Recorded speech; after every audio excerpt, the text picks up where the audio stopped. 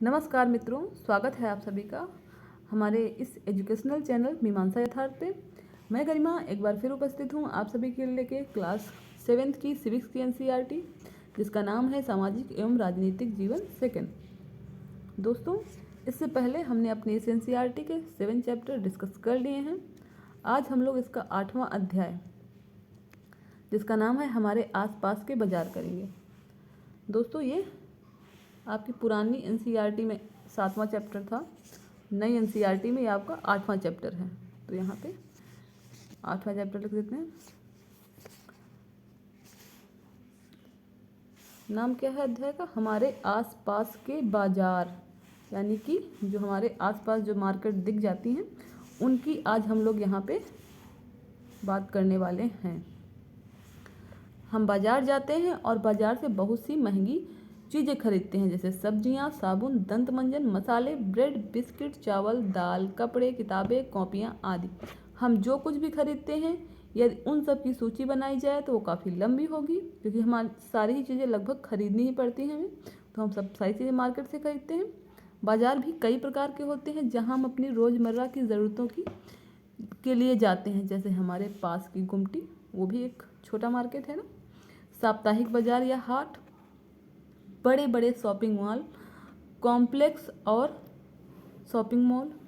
इस अध्याय में हम बाजार के इन्हीं प्रकारों को समझने की कोशिश करेंगे और हम यह जानने की कोशिश करेंगे कि यहाँ बेची जाने वाली चीज़ें खरीदार तक कैसे आती हैं, ये खरीदार कौन है, ये बेचने वाले कौन हैं, और इस सब के बीच कैसी और क्या समस्याएं सामने आती हैं। यानी कि चीज़ें कहाँ से आ रही हैं और कहाँ तक जा रही हैं, और कौन कौन ये चीज़ें हम तक पहुँचा रहा है, यानी कि ग्राहकों तक पहुँचा रहा है, और उसके बीच में कौन कौन सी समस्याएं, यहाँ पे सारी चीज़ें डिस्कस करेंगे। यहाँ पे कुछ चीज़ों के चित्र दे रखे हैं जो हम लोग खरीदते हैं, है ना। लगभग जो हम लोग अपने सारी चीज़ें ही उपयोग करने वाली खरीदते ही हैं, है ना। अगर आप ग्रामीण इलाकों में रहते हैं तो हो सकता है कि आपके यहाँ खेती हो, अनाज पैदा हो जाता हो। अगर आप शहर में रहते हैं तो हो सकता है किसी के यहाँ गांव से आता हो और किसी के यहाँ मार्केट से खरीदना पड़ता हो। तो हम लोग सारी ही चीज़ें, खाने पीने से लेके पहनने ओढ़ने तक, सारी चीज़ें मार्केट से खरीदते हैं। तो ये कुछ मार्केट के दृश्य दे रखे हैं यहाँ पे। अब हम लोग यहाँ पे बात करेंगे साप्ताहिक बाजार की। तो साप्ताहिक बाजार, साप्ताहिक यानी कि सप्ताह में एक बार जो बाजार लगती है, सीधा सीधा इससे यही मतलब है। ये वो बाज़ारें होती हैं जो सप्ताह में एक बार लगती है, किसी भी दिन निश्चित होता है, और उसमें सारे दुकानदार जो हैं अपने सामान लेके आते हैं और अपनी जो चटाई वटाई बिछा के उस पर सामान बेचते हैं और फिर शाम होते ही लेके चले जाते हैं। यहाँ पे स्थायी दुकानें नहीं होती हैं, और जो दुकानदार होते हैं वो सप्ताह में एक बार आते हैं और फिर वो कहीं और सामान बेचते हैं। तो साप्ताहिक बाज़ार तो हर जगह लगती होगी, हर जगह साप्ताहिक बाज़ार का अलग अलग दिन होता है। जैसे बुध की बाज़ार, जैसे बृहस्पति की बाज़ार, हमारे यहाँ मंगलवार को बाज़ार लगती थी तो उसको मंगली बाज़ार बोलते हैं सॉरी।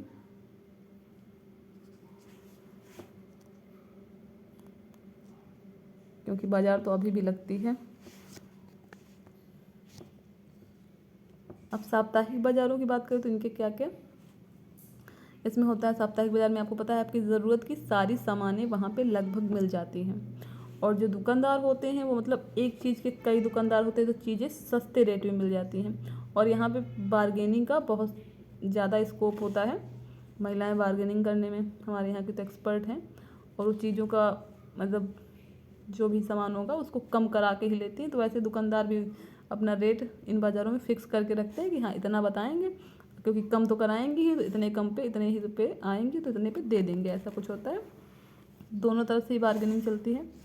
और यहाँ पे ऑप्शन रहता है कि अगर एक जगह पे हमको सस्ते रेट में नहीं मिल रहा है तो दूसरी जगह खरीद सकते हैं वही चीज़। तो कंपटीशन भी रहता है जो दुकानदार होते हैं उनके बीच में, तो ये लोग फिर कम ही रेट पे चीज़ें देते हैं।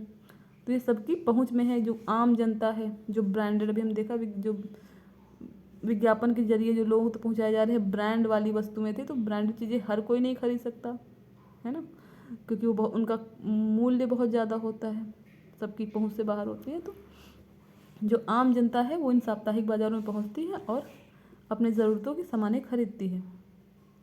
और इन बाज़ारों की ये भी विशेषता है कि सारी चीज़ें एक जगह पे मिल जाती हैं। लोग इन साप्ताहिक बाज़ारों का इंतज़ार भी करते हैं, कुछ भी खरीदना होता है तो उसकी लिस्ट बनाते जाते हैं कि हाँ एक साथ जो सप्ताह में बाज़ार लगेगी उससे खरीद लेंगे।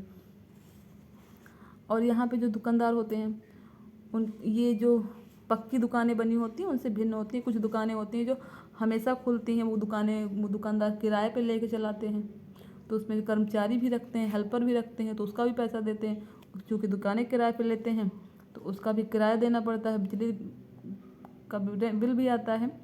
तो ये सारी चीज़ें होती हैं। लेकिन जो साप्ताहिक बाज़ार हैं इसमें जो दुकानदार हैं सुबह आए अपना सामान बांध के साइकिल, मोटरसाइकिल या फिर ऑटो रिक्शा से अपना सामान बिछाया और शाम को लादा, चले गए। इसमें छोटे बड़े सब टाइप के दुकानदार आते हैं। और इनके पास इनका ये रहता है कि ये जो सामान होता है ज़्यादा इनके पास उसको स्टोर अपने घर पे ही करते हैं, है ना। और इनके घर वाले उसमें हेल्प भी कर देते हैं, तो इनको कर्मचारी भी नहीं रखने होते हैं। तो ये सारी फ़ायदे होते हैं इसके। समीर रेडीमेड वस्त्रों का एक व्यापारी, ये मतलब साप्ताहिक बाज़ार का एक व्यापारी है समीर, जो रेडीमेड कपड़े वस्त्र बेचता है। इसका लिखा हुआ है अनुभव। समीर साप्ताहिक बाजार का एक छोटा व्यापारी है। वह शहर के एक बड़े व्यवसायी से कपड़े खरीदता है और सप्ताह भर में 6 अलग अलग जगहों के साप्ताहिक बाजारों में कपड़ों को बेचता है। समीर और दूसरे कपड़ा व्यापारी इकट्ठे आते जाते हैं, इसके लिए वे किराए की मिनी वैन ले लेते हैं।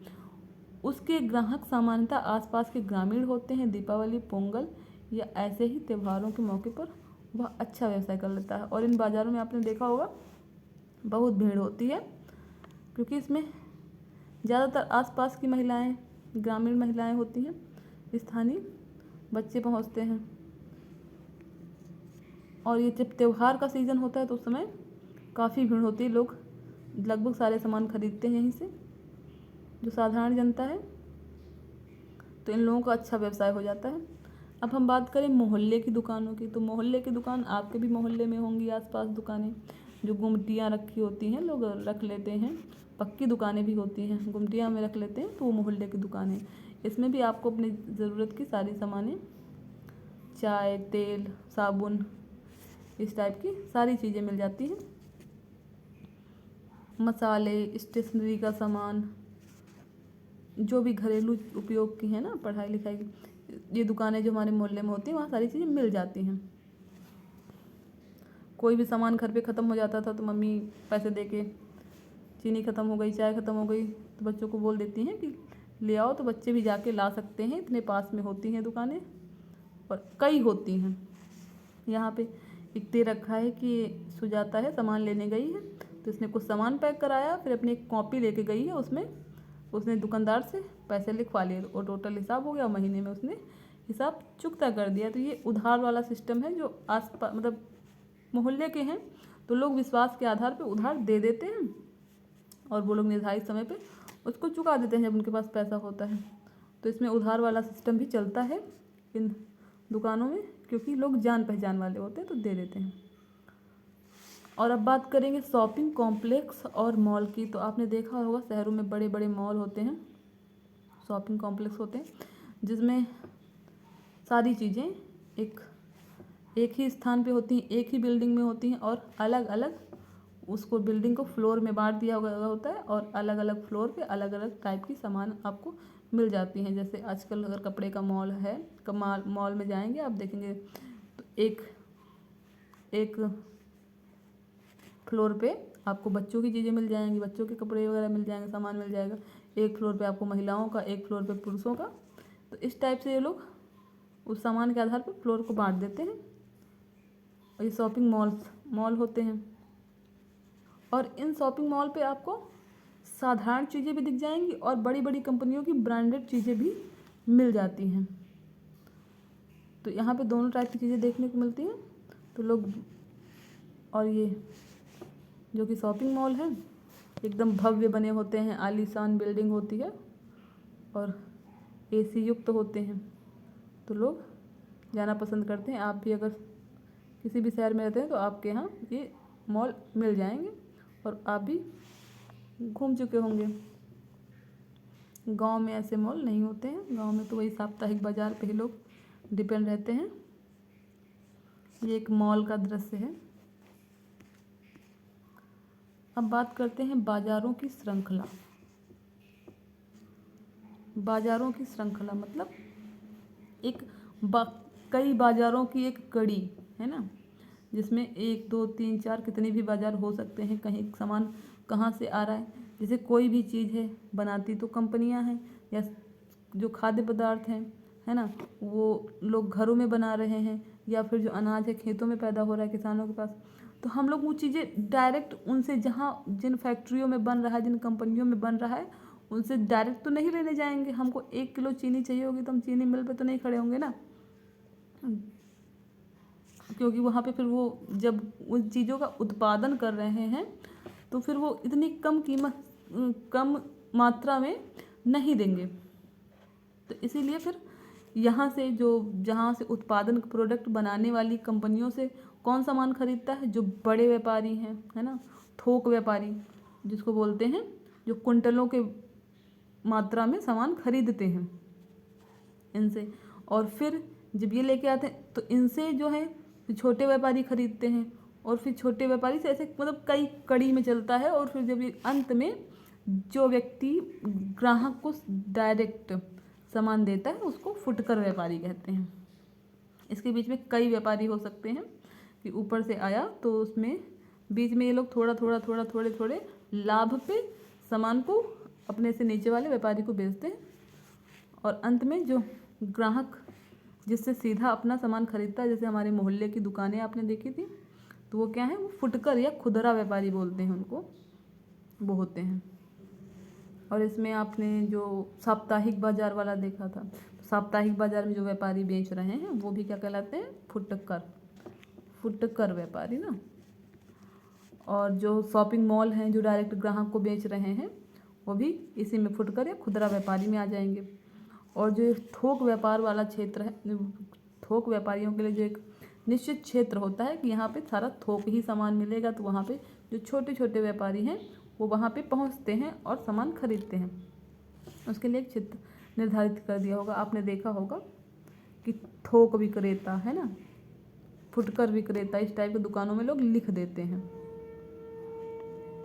तो ये बताने के लिए कि हमारे यहाँ थोक सामान मिलता है। आफ्ताब शहर में सब्जियों का थोक व्यापारी है, तो ये इसमें एक आफ्ताब है जो सब्जियां थोक रेट में सब्जियां खरीदता है, यानी कि 1 कुंटल आलू 4 कुंटल आलू खरीद लिया। जैसे देखो बाजार गया तो वह 5 कुंटल फूल गोभी और 10 कुंटल प्याज खरीदता है। और शहर में उसकी एक दुकान है और गोदाम भी है, वहाँ वह सब्जियों को रखता है और बेचता है। यहाँ वह फुटपाथ व्यापारियों को सब्जियाँ बेचता है जो सुबह 6 बजे के आसपास वहाँ आने लगते हैं। यहाँ से दिन भर के लिए खरीदारी करने के लिए ये छोटे व्यापारी लगभग 10 बजे के आसपास अपने क्षेत्र में अपना दुकानें खोल देते हैं। मतलब सुबह 6 बजे पहुँचते हैं इसके पास और 10 बजे तक ये अपनी दुकानें खोल देते हैं, इसीलिए सुबह जल्दी पहुँचते हैं। तो इस टाइप से थोक व्यापारियों से लोग सामान खरीद के फिर अपना बेचते हैं। आपने देखा होगा जो सब्ज़ी वगैरह आप बेचते होंगे आपके यहाँ, तो ये लोग तो उतनी मात्रा में नहीं खरीदते। अपने आसपास की जो बड़ी सब्ज़ी मंडी है जहाँ पे थोक में सब्जियाँ मिलती हैं, वहाँ से ये लोग सुबह सुबह ही खरीद लाते हैं और उसको फिर दिन भर में बेचते हैं। ये देखिए इसमें कुछ, ये एक मॉल का, शॉपिंग मॉल का दृश्य है। ऐसी भव्य आलीशान बिल्डिंगें होती हैं और काफ़ी मात्रा में यहाँ लोग आते हैं। तो ये था हमारा अध्याय 8, हमारे आसपास के बाज़ार। इसमें भी कुछ शब्द संकलन दे रखे हैं। वही साप्ताहिक बाज़ार, ये बाज़ार नियमित बाज़ार नहीं होते, वरन एक नियत स्थान एवं सप्ताह में 1 या 2 बार लगाए जाते हैं। बाज़ारों में घरेलू सामान की लगभग सभी चीज़ें बिकती हैं, जैसे सब्जी से लेके कपड़े, बर्तन आदि। मॉल यह चारों ओर से घिरा हुआ दुकानदारी का स्थान होता है। इसकी इमारत बहुत बड़ी होती है, जिसमें कई मंजिलें, दुकानें, रेस्तरां और कभी कभी सिनेमा घर तक होते हैं। इन दुकानों में प्रायः ब्रांडों वाले उत्पाद बिकते हैं, है ना, मॉल में, क्योंकि बहुत ही पहुँचते हैं, वो हाई क्लास सोसाइटी के होते हैं। तो वहाँ पे ब्रांडेड चीज़ें ज़्यादा बिकती हैं। बिकती साधारण चीज़ें भी हैं लेकिन ब्रांडेड ज़्यादा। थोक इसका आशय बहुत बड़ी मात्रा में खरीदना और बेचना होता है। अधिकांश उत्पादों जिसमें सब्जी, फल और फूल आदि भी सम्मिलित है, अपने अपने विशेष थोक बाजार होते हैं। इनके सबके अलग, सारी चीज़ों के अलग अलग थोक बाजार होते हैं। थोक इस बाजारों की श्रृंखला, यह बाजारों की एक श्रृंखला है जो परस्पर एक दूसरे की कड़ियों की तरह जुड़ी हुई। कोई उत्पाद एक बाजार से होते हुए दूसरे बाजार में पहुंचते हैं। तो ये पूरी श्रृंखला है कि जहाँ बन रहा है सामान वहाँ से निकला और फिर उसके बाद किस व्यापारी के पास गया, उसके बाद किस व्यापारी के पास गया और कितने व्यापारियों के माध्यम से फिर ग्राहक तक पहुँचाते हैं। पूरी चेन होती है जिसको बाजारों की श्रृंखला कहते हैं। तो ये था हमारा अध्याय, हमारे आसपास के बाजार। आपको हमारा ये वीडियो कैसा लगा कमेंट करके ज़रूर बताइएगा। अगर आपको ये वीडियो पसंद आया तो इसको लाइक करिए और अपने मित्रों के साथ शेयर करिए। हमारे ऐसे ही ज्ञानवर्धक वीडियो देखते रहने के लिए हमारे चैनल को सब्सक्राइब करिए। मिलते हैं अपने अगले वीडियो में, तब तक के लिए नमस्कार।